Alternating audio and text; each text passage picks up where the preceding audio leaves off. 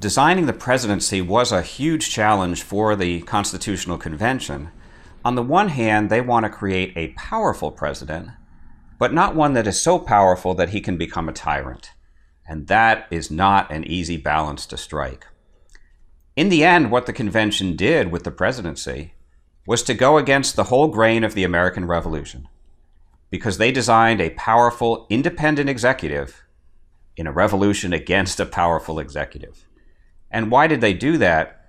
They already had a pretty good idea of who the first president was going to be, George Washington, and they trusted him so much not to abuse his power. Now, during that whole summer, George Washington is pretty much silent.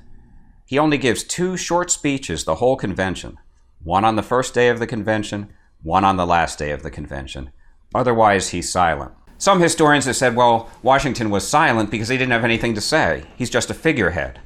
And that's not true at all. Washington had to be silent. So much of that summer was spent designing the presidency.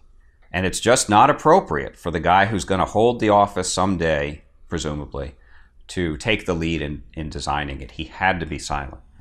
But I think it's remarkable what happens. Washington shapes the whole presidency, and he does it without saying a word. Now, these debates over the presidency, they would go in circles, because the delegates would say, well, what powers should the president have? Well, we can't talk about what powers he has until we know how he's elected. So let's talk about how he's elected. Well, we can't talk about how he's elected till we know how long his term's going to be. So let's talk about how long his term's going to be. We can't talk about how long his term's going to be until we know whether he can be impeached.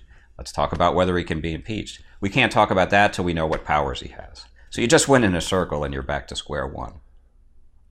Now, the plan for just about the whole convention, right up into September, was for the president to serve 1 7-year term and be elected by Congress. But the delegates were never completely happy with that, because that wouldn't be an independent executive. That would be a creature of Congress. But it's not until the last 2 weeks of the convention where they take the presidency issue and they shove it to a committee, the Committee on Postponed Parts. And that committee redesigned the presidency, gave the president a 4-year term, made him re-electable, and had him elected by the people through an electoral college.